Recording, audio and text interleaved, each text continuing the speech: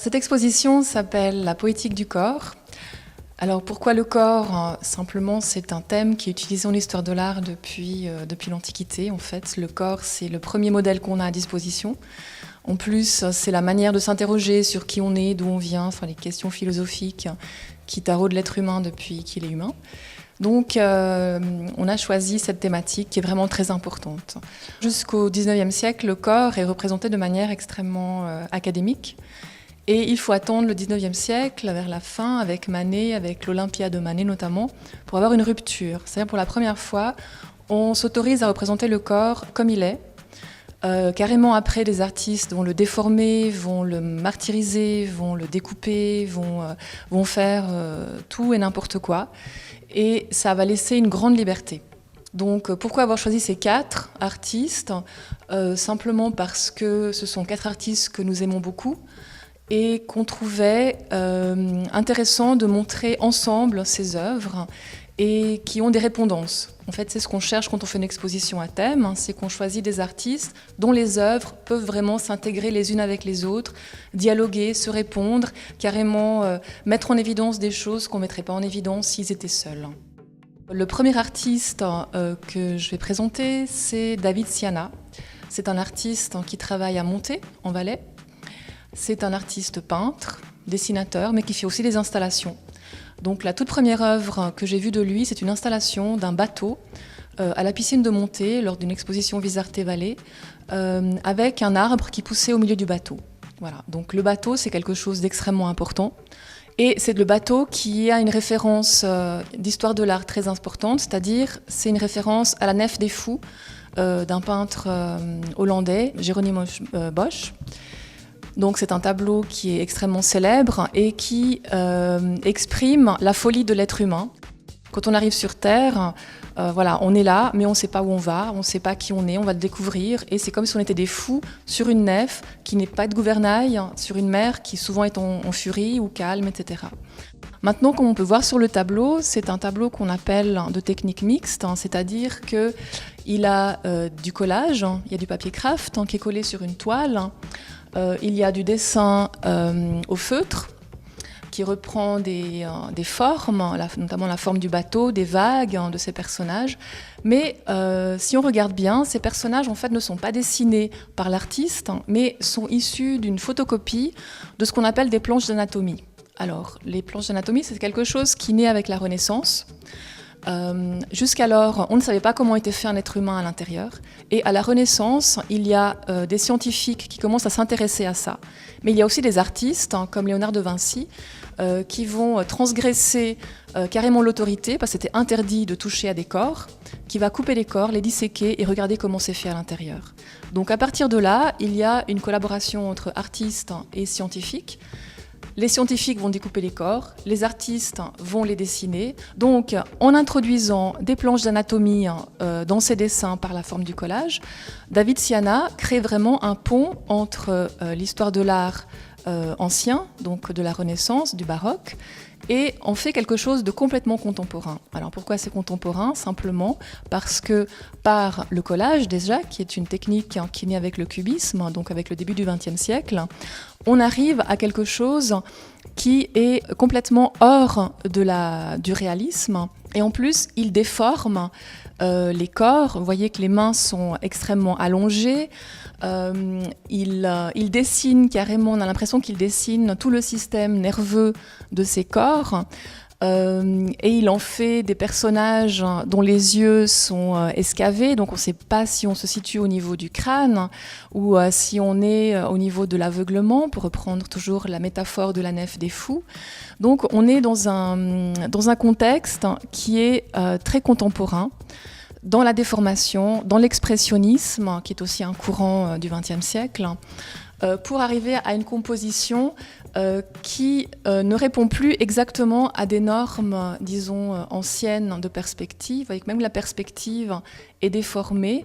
Il n'y a plus cette volonté de représenter, disons, la réalité telle qu'on la voit, mais plus de représenter un sentiment par rapport à la réalité qu'on a. Sous le tableau, vous avez une série de portraits qui, toujours avec ce même système de la planche d'anatomie, vont aller regarder à l'intérieur du visage. Donc de nouveau, les traits qui seraient les traits des cernes, des rides, deviennent presque un système nerveux intérieur. Donc c'est comme si l'artiste, par ce procédé, essayait d'aller voir à l'intérieur de l'être humain. Donc à travers ces traits extrêmement expressionnistes, il va réussir à exprimer des sentiments. Parce qu'en fin de compte, tout ce qui est art est aussi émotion, surtout quand on représente le corps. Ce qu'on désire représenter, c'est pas seulement la forme, mais également le sentiment, l'émotion, l'histoire du personnage, donc toutes ces choses-là qui sont à l'intérieur. En plus, il va représenter ces personnages dans des situations urbaines. Donc l'aspect de la ville est quelque chose d'extrêmement important. Là, il y a peut-être aussi quelque chose qui est lié à l'artiste, à la biographie de l'artiste, vu qu'il habite à Monté. Monté est une ville qui est en train d'extrêmement se développer. Si vous regardez un peu l'actualité, il y a un urbanisme qui est en train de se créer de manière assez sauvage. Il nous l'a signalé quand on en a parlé avec lui et il nous a dit à quel point il est touché par le fait que la ville grandit un peu comme un espèce de champignon sans contrôle. Donc la présence de cette ville qui est omniprésente, qui est parfois oppressante, qui est parfois un simple décor, mais disons qui est toujours là. Ce qui est intéressant avec cet artiste aussi, c'est que le dessin, c'est quelque chose qui constitue une étape nouvelle dans son travail. C'est un artiste aussi qui travaille par série. Alors le dessin, souvent, c'est ce que ça provoque, dans le sens où le dessin, c'est très rapide et du coup, on peut en faire beaucoup. Donc par exemple, dans cette première série de 6 dessins, vous voyez qu'on retrouve les planches d'anatomie avec la photocopie des planches d'anatomie sous le dessin qui va devenir un peu le point central. Vous avez de nouveau la volonté de placer ces personnages dans un environnement urbain. Vous voyez qu'il y a toujours des blocs locatifs, ou bien là on a un port. Vous avez le petit clin d'œil à la Nef des Fous, en tout petit, dans le dessin de droite. Et vous avez très souvent la volonté de encadrer le dessin. C'est-à-dire c'est comme si l'aspect expressionniste de ce dessin, quelque part, faisait peur inconsciemment à l'artiste et que par le stratagème du cadre de la boîte, il va essayer de contenir tout ça. Ça va créer ce qu'on appelle une tension, c'est-à-dire que d'un côté le dessin veut exploser et de l'autre côté l'artiste veut le contenir en créant un cadre manuellement par un trait carré. C'est quelque chose qui se retrouve dans ce grand dessin ici. Et ce grand dessin, en fait, vous avez une perspective qui est complètement déformée. Et ça, c'est quelque chose qui existe déjà depuis le 19e siècle. La perspective qu'on essaye d'exploser, ça a eu son apogée avec le cubisme qui détruit complètement l'espace. Et là, vous avez vraiment cette volonté de créer un espace qu'on dirait accéléré, c'est-à-dire que c'est comme une espèce de gouffre qui part vers un point de fuite lointain, mais comme ce serait dans un rêve, vous avez souvent des perspectives qui sont déformées, comme vous pouvez la voir dans des tableaux de Dali, par exemple. Donc, vous avez ce côté presque surréaliste aussi qui apparaît dans ce dessin, qu'on n'avait peut-être pas dans tous les autres dessins. Donc, pour moi, c'est un dessin qui a une grande valeur aussi de ce point de vue-là, parce qu'il réunit vraiment à son intérieur, vous avez toujours les planches d'anatomie, vous avez le côté expressionniste, vous avez les collages, et en même temps, vous avez cette perspective qui éclate. Laurent-Dominique Fontana est un sculpteur qui travaille à Cartigny, tout près d'ici. Il a été architecte. Ensuite, il a fait les beaux-arts, donc c'est un artiste et architecte. Ça, c'est important aussi pour son travail. On est dans un discours beaucoup plus engagé, politiquement aussi, dans un discours beaucoup plus sur la situation de l'être humain dans l'environnement, non plus urbain, mais social, global, mondial. C'est quelqu'un qui a beaucoup travaillé, par exemple, sur le thème des otages, sur le thème des guerres, etc. Donc, c'est quelqu'un vraiment qui s'interroge et qui exprime à travers son travail un peu toutes ces choses qu'il voit autour de lui. Donc, dans ces sculptures, la figure humaine, évidemment, est toujours au centre. Mais c'est une figure humaine qui ne correspond pas à des portraits, c'est-à-dire qu'on ne va pas reconnaître les personnages. Le plus souvent, il n'y a carrément pas de traits de visage. Donc ces personnages, le plus souvent même, n'ont pas de bras, n'ont pas de jambes. Par contre, ils sont hommes et femmes, avec des attributs très nets, un peu à la mode, on pourrait dire des statuettes africaines ou carrément des Vénus paléolithiques. Donc, ce sont des personnages qui sont sexués, mais pas dans un sens, de nouveau, de vie privée, mais dans un sens plus global. Donc, c'est l'homme avec un grand H, la femme avec un grand F, et toutes les relations qui peuvent se jouer autour de cet homme et de cette femme. Très souvent, ils sont en groupe. Et de nouveau, à travers le groupe, il va représenter toute la masse. Donc c'est comme si à travers quelques personnes, c'était un peu l'image, le résumé de toute l'humanité. En plus, en étant des personnages non portraiturés, donc non définis par des traits particuliers, on a d'autant plus cette idée d'un terme abstrait, d'un terme global de l'être humain. Ces personnages sont parfois en lien, c'est-à-dire qu'ils vont se regarder. Ils sont des fois unis carrément, ils sont complètement fusionnés les uns avec les autres, ou bien alors, comme dans cette grande pièce, ils sont tous tournés dans la même direction, tous sur une même plateforme. Si vous l'interrogez, Dominique Fontana va vous dire que ce qu'il essaie de représenter, c'est le fait que l'homme est comme un petit microbe insignifiant sur cette terre, mais qui pense, et en plus il est arrogant parce qu'il pense qu'il a le pouvoir absolu, alors que c'est cette terre qui va lui survivre, hein, on espère. Donc c'est un petit peu aussi ça qu'il essaye de représenter, c'est-à-dire que c'est cet être humain qui est pétri dans la nature, hein, parce qu'on est dans la nature, on fait partie physiquement et matériellement de la nature. D'ailleurs, il nous représente dans ce cas en bois, mais en même temps, c'est un personnage qui va s'extraire de la nature parce que ça devient un personnage emblématique, un personnage qu'il va mettre au-dessus en le mettant sur cette plateforme. C'est comme un radeau presque, donc on retrouve peut-être aussi le lien de la nef des fous, donc on est tous sur le même bateau, dans la même galère, et on regarde tous dans la même direction, qui est celle, toujours les mêmes questions, qui on est, pourquoi est-ce qu'on est là, où est-ce qu'on va. Le travail de Dominique Fontana dans le bois se fait à la tronçonneuse, qui donne un aspect extrêmement brutal à son travail. Carrément, il n'hésite pas à fendre en deux des personnages. Donc là aussi, pour représenter aussi un peu la dichotomie qu'on a souvent en soi, qui peut être la dichotomie bien-mal, ça peut être la dichotomie matière-esprit, etc. Donc on peut imaginer beaucoup de choses. Alors ici, on a deux sculptures de Laurent-Dominique Fontana qui ne sont pas en bois mais qui sont en béton. Ce sont des plaques donc en deux dimensions presque, qui sont quand même assez épaisses et qui sont hommes et femmes, comme on peut le reconnaître de nouveau. Ce sont deux silhouettes très reconnaissables par leur forme. Et ce qui est intéressant, c'est que ce sont deux personnages qui sont à leur tour les réceptacles d'autres personnages qui viennent s'insérer à l'intérieur. Donc c'est comme si cet homme et cette femme étaient comme deux personnages primordiaux qui étaient comme le réceptacle de toute la masse humaine. Donc il y a une sorte de volonté de montrer aussi l'origine qui est intéressante. Maintenant aussi l'intérêt du matériau, c'est que comme il est aussi architecte, c'est vrai que depuis le XXe siècle, depuis Le Corbusier, le coffrage du béton est quelque chose d'extrêmement important en architecture. Et ici on sent vraiment cette volonté de montrer la beauté du béton, qui est un matériau magnifique, si il est bien coffré. Ici, il le recouvre en noir. Pourquoi ? Parce qu'il y a aussi une unité par rapport au reste de sa production. Mais disons, avec le noir, il y a aussi une volonté de masquer et de faire penser que c'est un autre matériau. Donc c'est vrai qu'en général, on est assez bluffé. À partir de ces pièces, hommes et femmes, il va parler d'une autre série, c'est Le Volcan, avec des personnages qui sont perchés au sommet de ce cratère, qui ici n'est pas vraiment béant. En fait, il a été juste fragmenté à la tronçonneuse. Donc l'œuvre est faite à partir d'un tronc de séquoia. D'ailleurs, on en ressent aussi les aspects un peu roux comme ça, qui apparaissent sous la peinture, sous le bitume.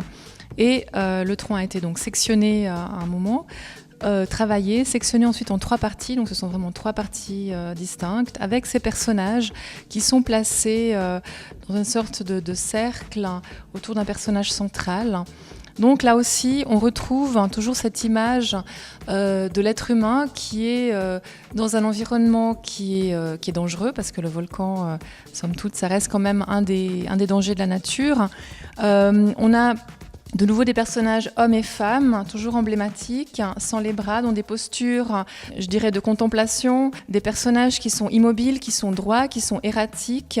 Donc, de nouveau, pas du tout dans une volonté de représenter le mouvement, la vie, etc., mais plutôt toujours dans une volonté de montrer plutôt l'idée de l'être humain, l'idée de l'homme et de la femme dans le contexte de la vie avec un grand V, donc qui nous rassemble tous.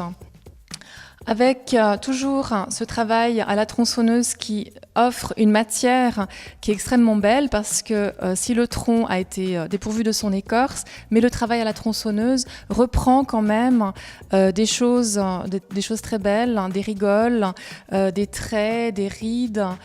Donc il restitue vraiment au tronc quelque chose de vivant. Et les personnages, par contre, et ça fait le lien avec l'œuvre précédente, sont moulés en béton.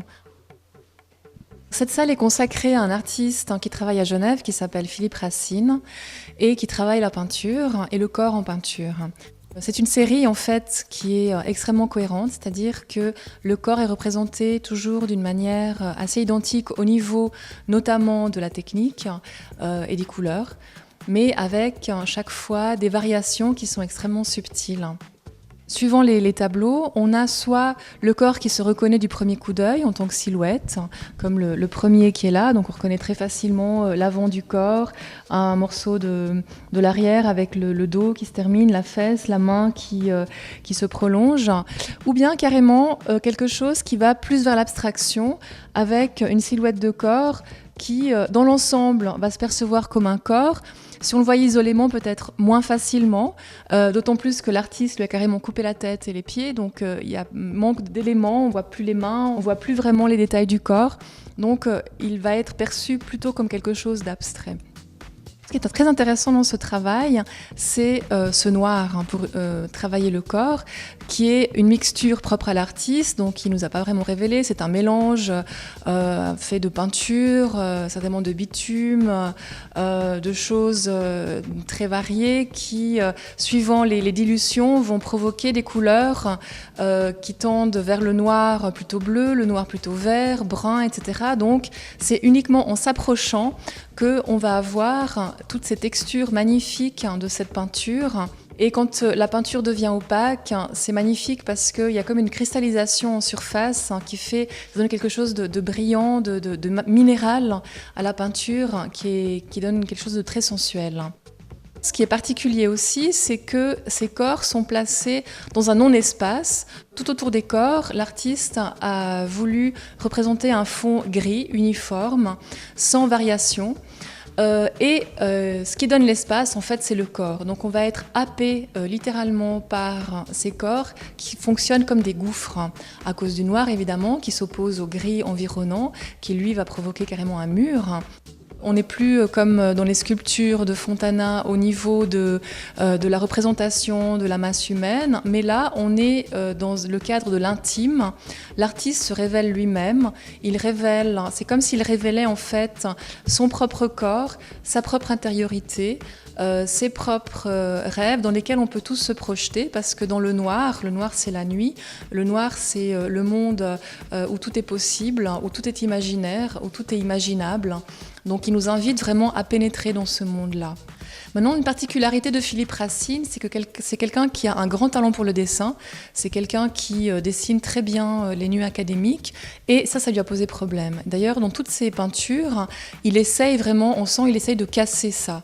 Donc il va essayer par des coulures, par des cassures, par des coups de pinceau extrêmement presque violents, il va essayer de casser ça. Parce que c'est vrai que si le corps est représenté de manière, disons, trop académique, trop réaliste, il va perdre complètement sa valence artistique. Là, le corps est représenté seul, mais ça lui arrive également dans d'autres peintures de le représenter à deux. Alors à ce moment-là, on a des corps qui fusionnent, des corps en couple, face à face ou face contre dos. Et là, on arrive à un langage qui n'est plus celui de l'intime, personnel, solitaire, mais dans celui de la relation à deux. Alors c'est assez intéressant que du moment où un deuxième corps intervient, on perd le fil du discours solitaire, mais automatiquement, le discours de l'artiste va se déplacer vers celui de la relation à deux, vers la relation amoureuse ou la relation brisée, en tout cas sur l'émotionnel, qui est moins présent dans l'intimité des œuvres solitaires, où là, c'est plutôt l'artiste qui se révèle simplement lui-même. Alors dans cette salle, on a les pièces de Josette Taramarca, qui est une artiste céramiste qui travaille en Valais, à Fuy. Donc ce sont toutes des œuvres en céramique, sauf quelques-unes qui ont été coulées en bronze, mais disons la technique de base, c'est le grès avec du pigment bleu ou rouge parfois, mais disons le bleu, c'est la couleur prédominante de cette série, qui est une série qui est baptisée Lucie, donc avec un Y, qui est en référence avec cette petite femme qu'on a retrouvée en Tanzanie et qui serait notre mère à tous. Donc à travers ce titre, c'est comme si on remontait à quelque part à l'origine de la création, parce que d'une part, Lucie, voilà, il semblerait que c'est la femme la plus ancienne. En plus, ce sont des pièces qui sont façonnées en grès, donc en argile. Donc, si on se réfère aux écritures, on aurait été façonné également en argile. Maintenant, c'est une femme. Pourquoi une femme ? Tout simplement parce que l'artiste est une femme elle-même. Et donc, elle ne veut pas représenter la femme en tant que femme sexuellement femme, mais l'être humain, en fait, à travers le corps de femme. Maintenant, ces œuvres, elles sont toutes recouvertes de pigments bleus qui leur donnent quelque chose d'assez irréel, d'autant plus que quand on les regarde bien, elles n'ont pas d'oreilles. Il y a des mains qui sont extrêmement allongées, des pieds qui sont aussi extrêmement démesurés par rapport au corps, font que ces personnages ne sont de nouveau pas des personnages réalistes, mais bien des personnages qui sont l'image de quelque chose. Et dans ce cas, pourquoi ne pas y voir des personnages presque spirituels ? À la fois qui sont matériellement profondément ancrés dans la terre, vu qu'ils sont en grès, mais également avec une couverte bleue qui leur donne quelque chose d'extrêmement aérien. Donc on a de la peine à imaginer que ces pièces sont extrêmement lourdes, parce que le grès c'est une matière très lourde. Mais leur position, le fait que les corps soient effilés, soient tout en finesse, c'est comme s'ils allaient s'envoler. D'ailleurs, certaines s'appellent carrément l'envol de Lucie. Des pièces accroupies comme celle-ci s'appellent vertige, parce qu'on ne sait pas trop si elles vont tomber. Donc il y a ce petit balancement, disons, vers le vide qui donne à ces pièces une dynamique. C'est vrai que là, on a l'ébauche du mouvement, on n'a pas du tout le mouvement en acte, mais on sent que là, elles sont prêtes ou à s'envoler, ou à tomber, ou à sauter, ou à bondir. Il peut y en avoir d'autres qui sont plutôt recroquevillées sur elles-mêmes, mais même dans ce mouvement, il y a quelque chose qui a trait au mouvement. Donc on n'est pas du tout dans le statique. Et même quand les pièces sont présentées uniquement en buste, comme la série du chœur, elles chantent. Donc c'est quelque chose de nouveau qui a trait au mouvement. Donc, et même par la position de la tête légèrement penchée d'un côté, on a cette volonté de montrer le mouvement. C'est vrai que la bouche, elle va être toujours immobile, mais les yeux ont quelque chose d'extrêmement poignant.